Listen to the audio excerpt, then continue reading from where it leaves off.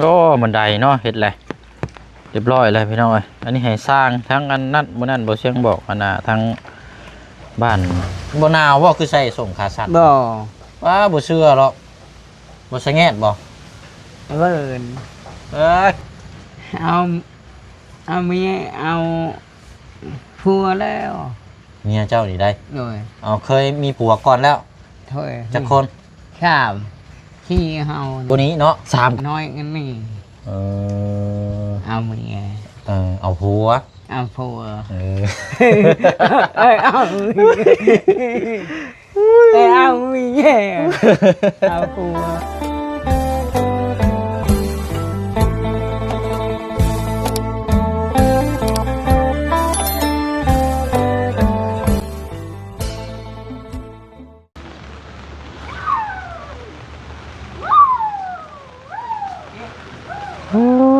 ฝนเด้อฝ่าฝนนี่ก็ได้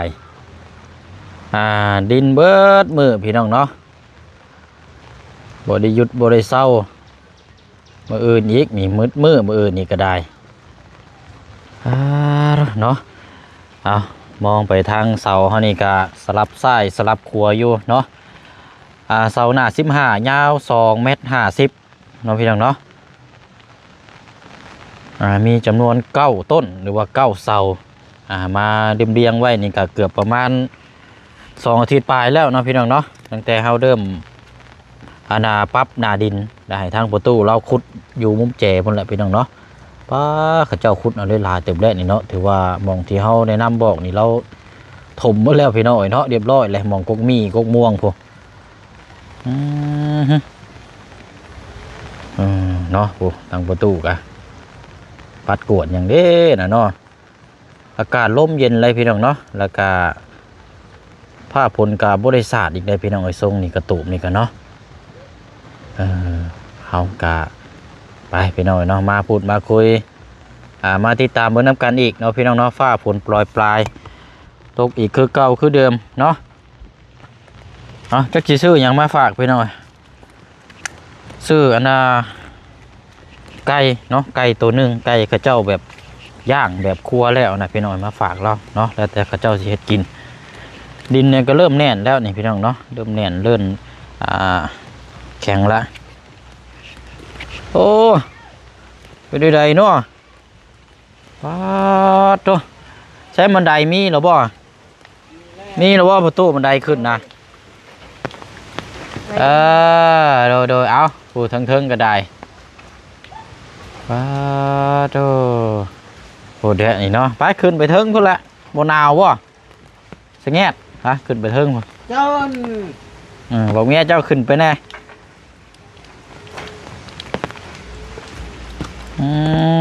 โอ้บันไดเนาะเฮ็ดเลยเรียบร้อยเลยพี่น้องเอ้ยอันนี้ให้สร้างทั้งอันนั้นมื้อนั้นบ่เชียงบอกอันน่ะทั้งบ้านอันไหนปั้นนั่นแหละพี่น้องเนาะเศษไม้ไปซั่นนี่ปั้นได้ไหนเป็นยังไงพุตุหนาววะโดยเอาสบายดีเนาะเป็นยังไงคำดีเอาสบายดีพี่น้องก่อนเอาอะไรพี่น้อยเนาะพากันนั่งนี่แหละเนาะไม่ยังเฮ็ดยังอันนี้นะใช่น่ะมาเบิ่งอยู่ฮะเก็บได้พลอยนะใช้ลำมันได้ใช้อยู่ใช้นะล่ามมันได้เอาบนทานในเห็ดใส่บ่เลยก็ไปหน่อยเนาะเราทัก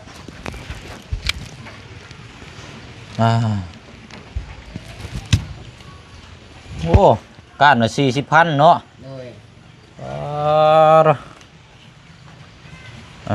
ดินนี่คุดไปได้ลายเติบแล้วประตูเนาะพุดเอาแถวมองมันโพนขนาดเดี๋ยวเจอต้องไปพุดเนาะถมแล้วเมื่อไรทั้งนั้นกะคือสีมืดๆแท้นี่เนาะเป็นอยู่ได้อันนี้คือสีมืดมั่วๆมันก่อนยับเขาใกล้ๆกันอยู่ฮะยับเข้ามาใกล้ๆกันเป็นนี่ได้ครับดียับเข้ามาใกล้ๆกันแน่มันมุมกล้องมันบ่ได้มันอยากมืดเลย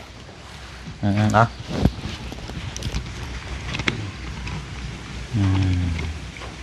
โอเคไปหน่อยเนาะมันก่อนเป็นยังไงฮะ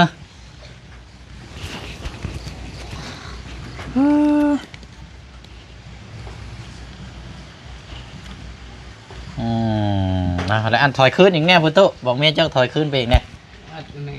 นั่งใกล้ๆกันแน่เพราะยับไปพุ่นแหละ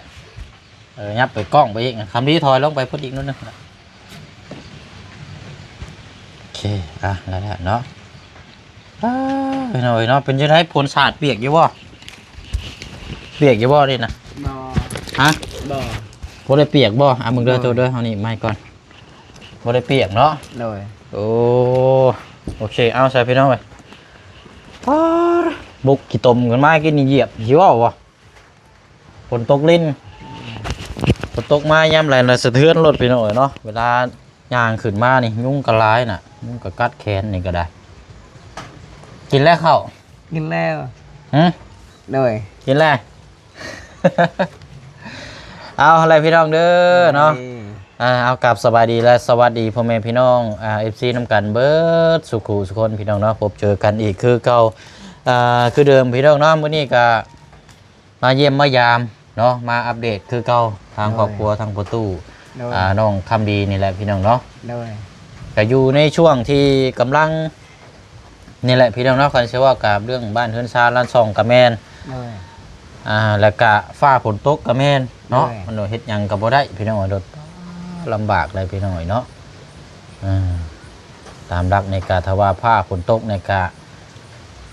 จะมีอย่างมาเพิ่มเติมอยู่ก็เป็นไปได้นะพี่น้องเนาะสำหรับทางครอบครัวเราก็แต่ว่าอยู่ในช่วงวิกฤตแบบนี้นี่ก็ปกติแต่ว่าผ้าฝนอะไรพี่น้องเนาะกระโปรงกระเป๋าเนี่ยมันก็ใหม่เบิดแล้วแบบนี้เอาอันนี้เป็นไก่เด้อเลยไก่ตัวนึงเลยเป็นครัวแล้วมีแต่เจ้าพากันเอามือเฮ็ดกินอยู่เลยนี่เด้อเป็นไก่ดิบได้เด้อเลยเอาประตูเด้อเลยเนี่ยมันยังแข็งโปกอยู่แล้วก็เจ้าแช่ไว้ไก่นี่เป็นห้องในไรก็อยู่พี่นะถ้วยเลยถ้วยเนาะถ้วยขันต้มเลยต้มแซ่บๆนี่เด้ต้มแซ่บๆนี่ก็ไอเฮ็ดก็ไออัพต้มอัพต้มแล้วอบโดยมันก็กลับกันแล้วสานี่เนาะต้มกับอบนี่มันคนละย่างกันละว่าบ่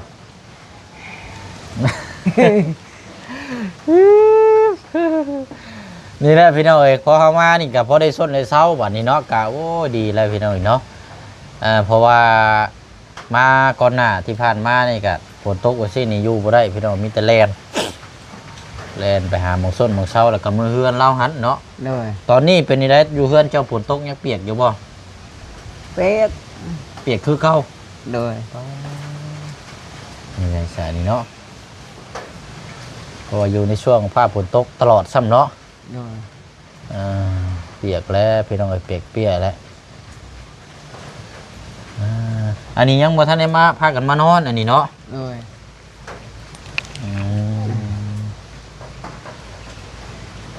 บัดมีน้ำพลาจังมานอนแล้วก็จังเอาผ้าวัดมาปิดกั้นผ้าวัดอันเฮาเหมาะให้เจ้านะเด้อบ่หนาวบ่คือใส่ส่งขาสั้นบ่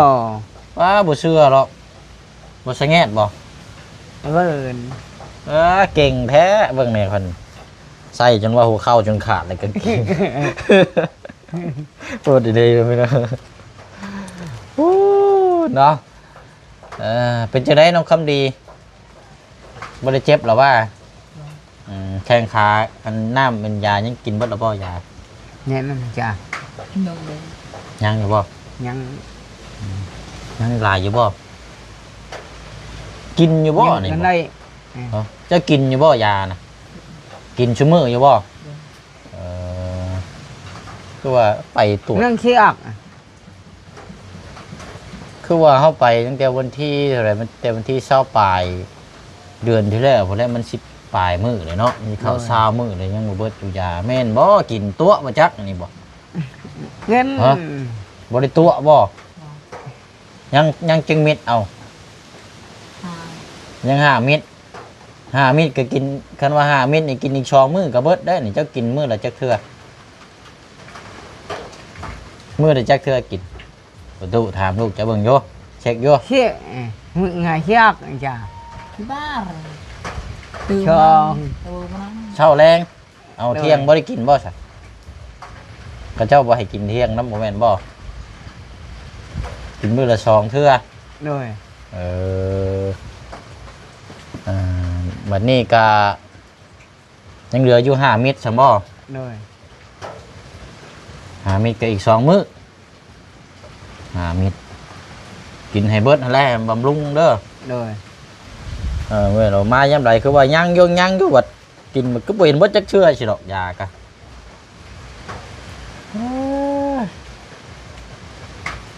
เอานี่แหละเนาะ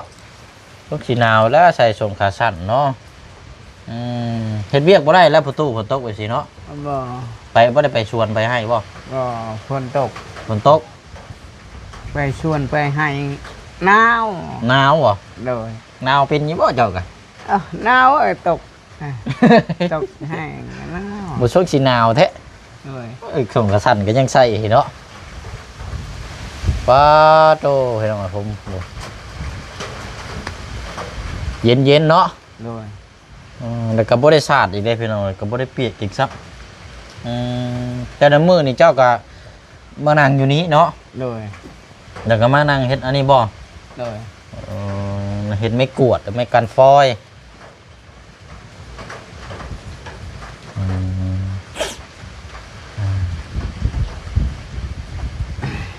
นี่แหละสักพี่น้อยเนาะจังไดแล้วฮะเมียเจ้าก็บ่ได้ไปบ่ บ่ อยู่บ้านมานี่กันเนาะ โดย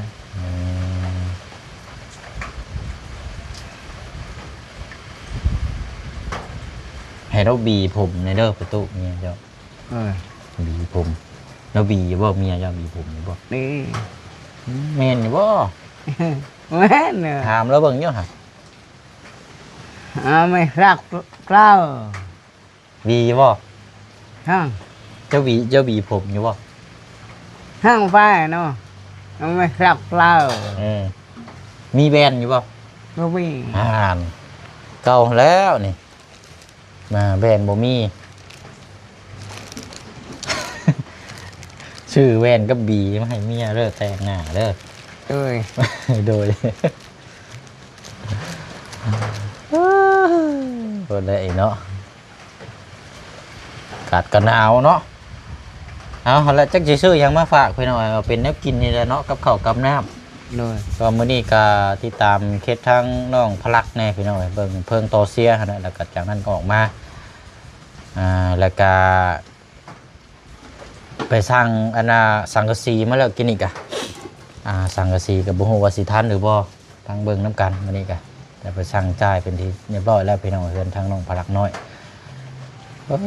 เนาะนั่นแหละประตูเนาะฝันดีบ่เมื่อคืนฮะ บ่ ก็เลยฝันได้บ่ บ่ ว้าวนี่สิฝันดีแท้ บ่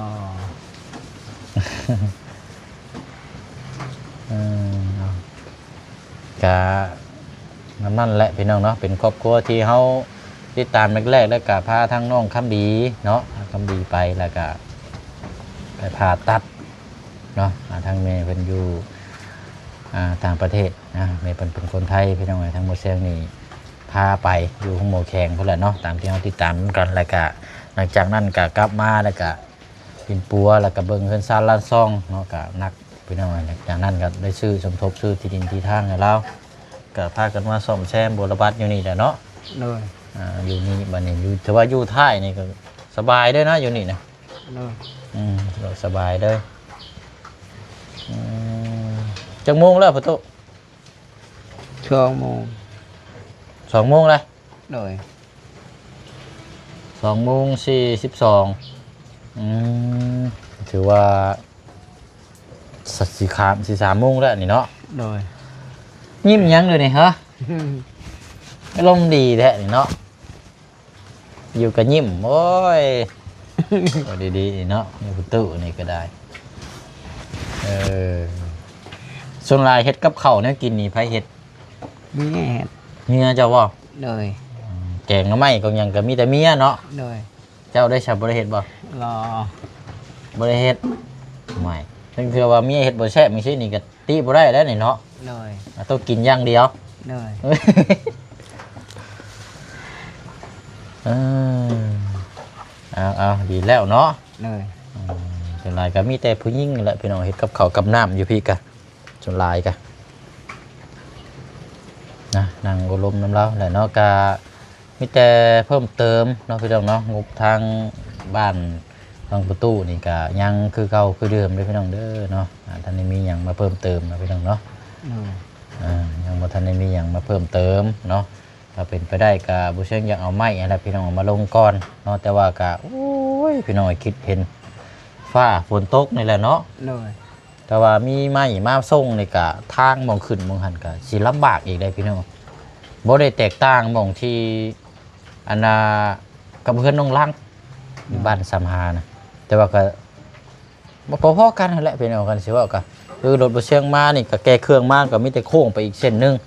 อันนี้ถ้าเขาเจ้าโค้งไปอีกเส้นหนึงก็ได้อยู่เนาะ เลย แต่ว่าถ้าขึ้นตรงมาด้วยนี่เนี่ยมันก็อยากลำบากในจังน้อยนะพี่น้อยนั่นแหละมันก็ผ้าฝนตกเนาะมีแต่ว่าเบิ่งชะลอผ้าฝนอากาศนี่แหละพี่น้อยผ้าฝนตกมันก็อย่างยากลำบากในจังน้อย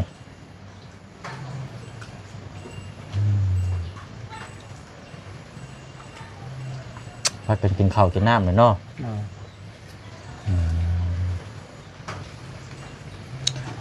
เอากับเครื่องกล้องเนาะพี่น้องเนาะแจ้งทางพี่น้อง FC ทางผู้ใหญ่เพิ่มเติมน้ำเด้อเนาะในคลิปนี้เนาะที่ทางฝากมาเป็นกล้องเสื้อผ้าหน้าแพรเนาะที่ว่าผู้เชี่ยงแจ้งไปก็หน้าทางแม่ป้าอยู่ฝั่งไทยกับหน้าทางยายใจบุญนั่นแหละพี่น้องเนาะมีอยู่2ท่านกันเชื่อว่าทั้งหมดทั้งมวลก็สิมีอยู่ประมาณ4กล่องประมาณนี้แหละ4กล่องแต่ว่าบ่เสียงก็นำแล้วพี่น้องนำทางบริษัทเพิ่นเพิ่นว่าอีกประมาณ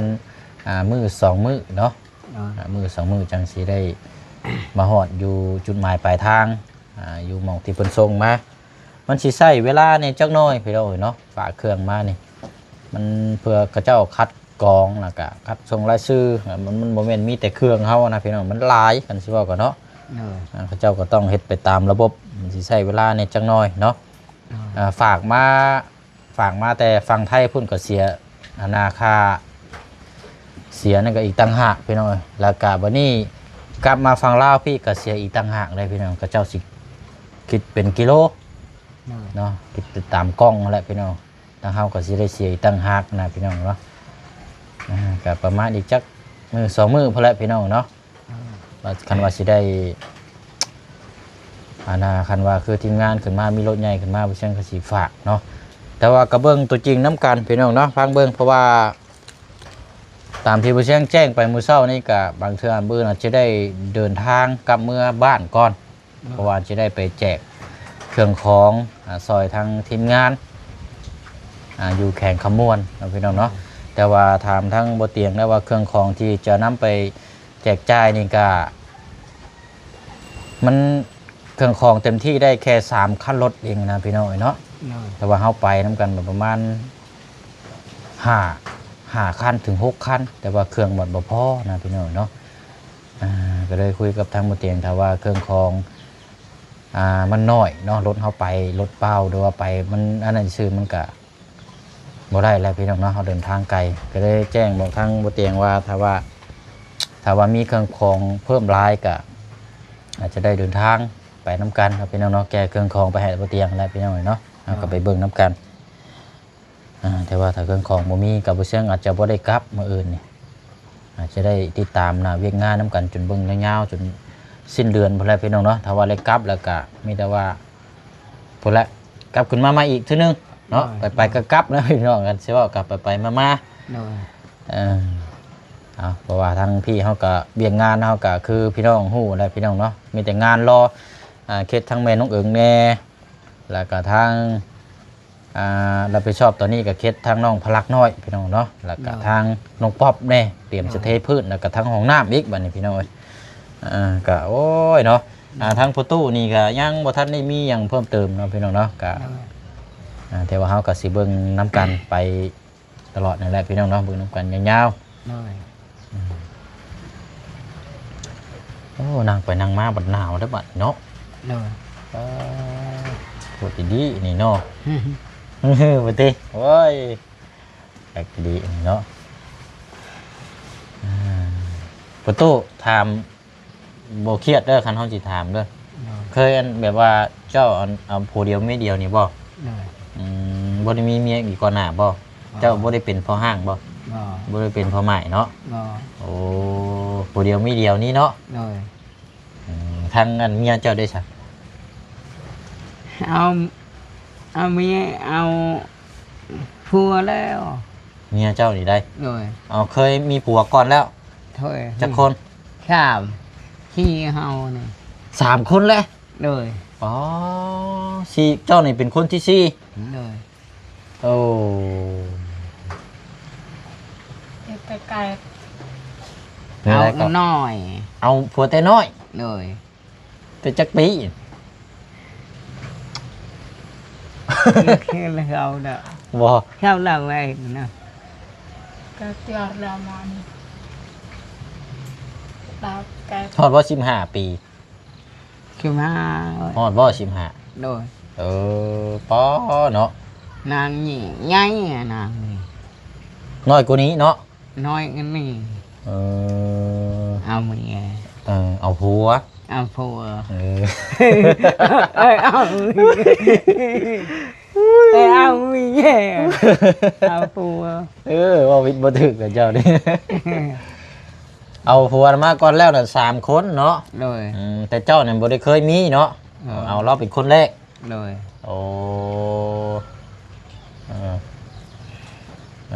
เอาแล้วก็เราบอกเป็นคนปะดูว่าทางกระเจ้าปะเราพ่อพูดอยู่บ่ ป้าเรา ผัวหันบ่ปะ โดย เบิด3เลยบ่ โดย ผัวปะเบิด3เลยบ่เอ้ย เนี่ยเอาเราก็บอกอีกอย่าง ไม่เห็นบ่ผัวบ่ปะหรือว่าเราปะ มาป้ามาตาหันเนี่ยยาวมาตาไหมเนาะ ตาผิด พวกป้าลาว ผัวปะลาว โดย 3 คนเลย โดย ปะโคตรดีๆนี่เนาะปะแล้วบัดนี้ก็พบเจอกับเจ้านี่ก็อยู่น้ำกันฮอดซุมื้อนี้เลยเนาะ โดย จักปีแล้วพ่อตู้อยู่น้ำกันนี่ โอ้ย ฮอดบ่สาว งัว กลัวบ่ โดย ลูกชายเจ้าอันผู้ที่ว่าเรามาตัดอันนั้นมื้อนั้นลูกกกอันจักปีแล้วใช่พุ่น หมอ ฮอดบ่สาว คำเช็บ หึ คิดมองไงหำไปจิต จำชื่อลูกได้บ่อายุ ไปจิตหมอ จำได้บ่ อ่ะ เป็นหยับกระดับ จำบ่ได้ครับบ่ฮู้ว่าจักปีเนาะ โดย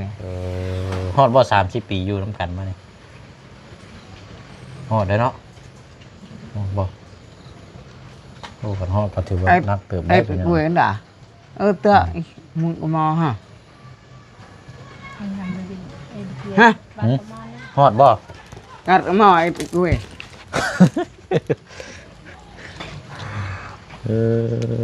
เอาถามเราก่อนพี่น้องนี่แหละยินได้ถามประวัติเราก่อนเนาะเอาเคยผัวป้ามาเนี่ย3 คน โดย ทั้งนี้นั่นโสดเนาะ โดย คือยังบ่ทันได้มีเมียบ่ทันได้เป็นใหม่อย่างจักเทื่อเนาะ บ่ โอ้เอาสวัสดีแล้วสวัสดีน้องเนาะครอบครัวเรานี่เอาเมียคนเดียวเนาะ โดย ลูกกกที่ว่าอยู่บ้านหัวรัวหั่นเนาะ โดย ผู้นั่นแหละพี่น้อยเนาะเฮ้ยเนาะลมหนาวแท้บ้านนี้พี่น้อยเนาะโอ้ยเจ้าห้องเพลงเป็นบ่ประตู บ่ ไม่บ่บิวแบบนี้นี่ช่วงกี่ห้องคักแท้เนาะเต้ยกันมานี่ห่วยม่วนนี่นี่เนาะ โดย เนาะเอาหั่นแหละเด้อพากันเฮ็ดกินบัดนี้เนาะแล้วบ่เชียงก็สิไปเวียกต่อก่อนบัดนี้เด้อ โดย คันว่าเป็นจังใดก็มื้ออื่นพุ่นละจังว่ากันพี่น้องเดี๋ยวสิเข้ามาเยี่ยมยามถามข่าวใหม่เนาะ โดย มันนี่ก็มาอัปเดตให้ทางพอนุง FC ทางผู้ใหญ่เนาะที่รอรุ่นรอส้มแล้วก็รอติดตามเบิ่งน้ำกันนั่นแหละพี่น้องเนาะเช่นกระสีย่างเลาะลงไปพุ่นแล้วมันพี่น้องพาน้ำพาในจักกี่ตมจักเป็นอย่างมันยาอะไรพี่น้องบ่มีเกือบบูทซับเคยซื้อมาใส่อยู่พี่น้องแต่ว่ามันใส่แล้วมันกัดตีนมันเจ็บก็เลยบ่ใส่พี่น้องแต่ว่าถ้าใส่ถุงเท้าในกระสีไข่อยู่แต่ว่าบ่ได้ใส่นะพี่น้องเนาะไปหาเลิกประตูเด้อนะเดินทางก่อนไปเวียกต่อก่อนเด้อนั่นแหละพี่น้องเนาะลำลากันเด้อพี่น้องเด้อเนาะอันนั้นพี่น้องเนาะกะทางไอ้ปันกะว่ามากับบ่ได้มีอย่างเพิ่มเติมนะพี่น้องได้กับบ่ได้เอื้อนเรามาเนาะพี่น้องเนาะยังว่ากันเนาะลำลาก่อนพี่น้องเนาะมีอย่างเพิ่มเติมจังได๋ก็เดี๋ยวมาแจ้งพี่แจ้งน้องนำกันบ๊ายบายเด้อพี่น้องเด้อเนาะสบายดีสบายดีพี่น้องเนาะโอเคไปประตูเด้อไปพี่น้องเอ้ยว่ากันหักแล้วประตูนี่เนาะพวก อันนี้เป็นอาชีพเนาะกระเจ้าเฮ็ดแต่ไรมานี่พี่น้องงามเนาะเป็นไม่พอหรือว่าไม่กวดฝนก็ยังบ่ทันหยุดเลยพี่น้องยังปล่อยๆลงมาอยู่เนาะน่ะเนาะไปเนาะ